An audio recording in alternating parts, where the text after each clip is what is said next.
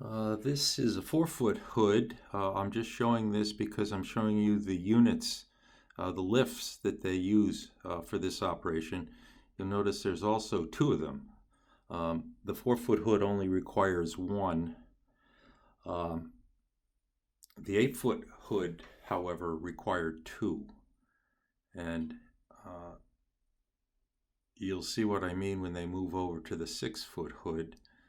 This is the 6-foot hood. The hood itself is attached to the surface or the bench top, and the bench top is attached to the cabinetry. It's glued and it's fairly strongly adhered to that.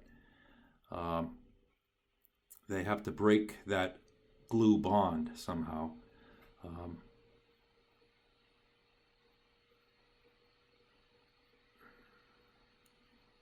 All right, he's going to move the lift platform right underneath the bench top, and he's starting at one end, and look at it lift the entire unit off the ground. That's because of the bond between the lab bench top and the cabinetry.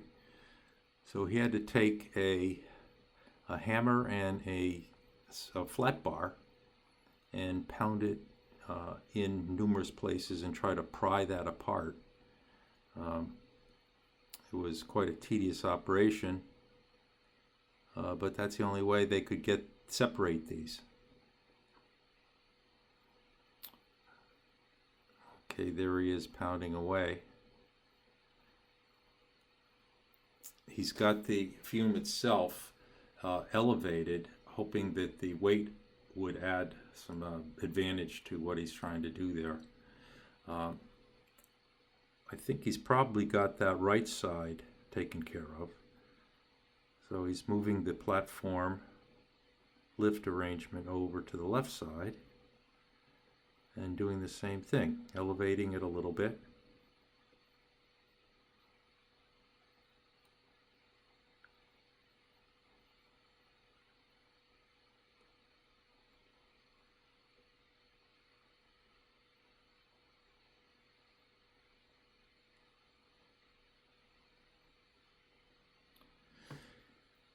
So the same operation, just pounding in that flat bar and using that to pry the two apart.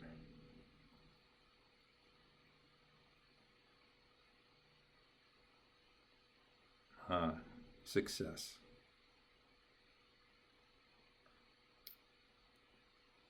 Okay, now comes the tricky part.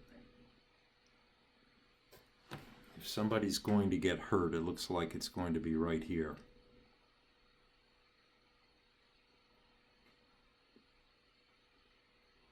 They're going to slide that fume hood back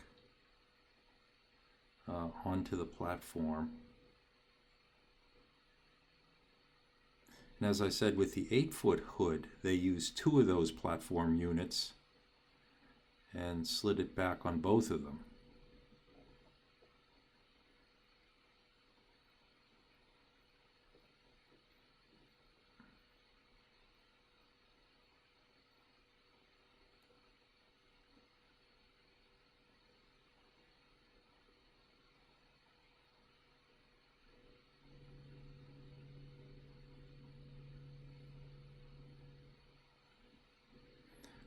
Obviously, if it's not perfectly centered, it could tip one side or the other.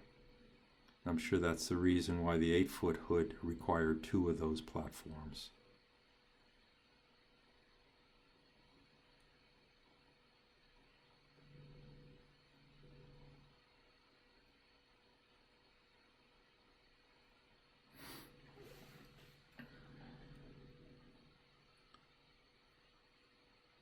Okay, once they've got it slid, okay, now he's going to lower the platform. Well, pull it back so that it's clear, which is probably why he's cranking it up now.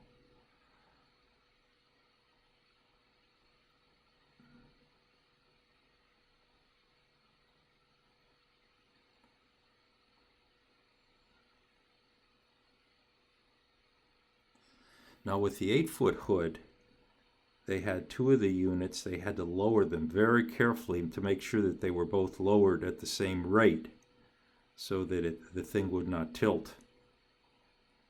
It was a little more tricky. And then, of course, the four-wheel dollies.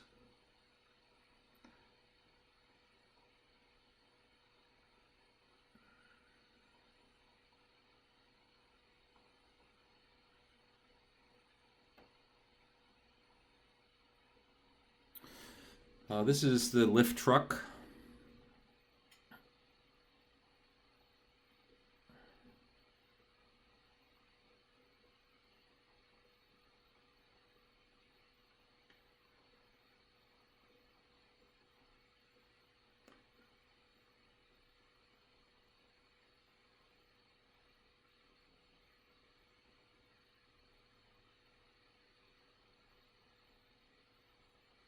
And that's it.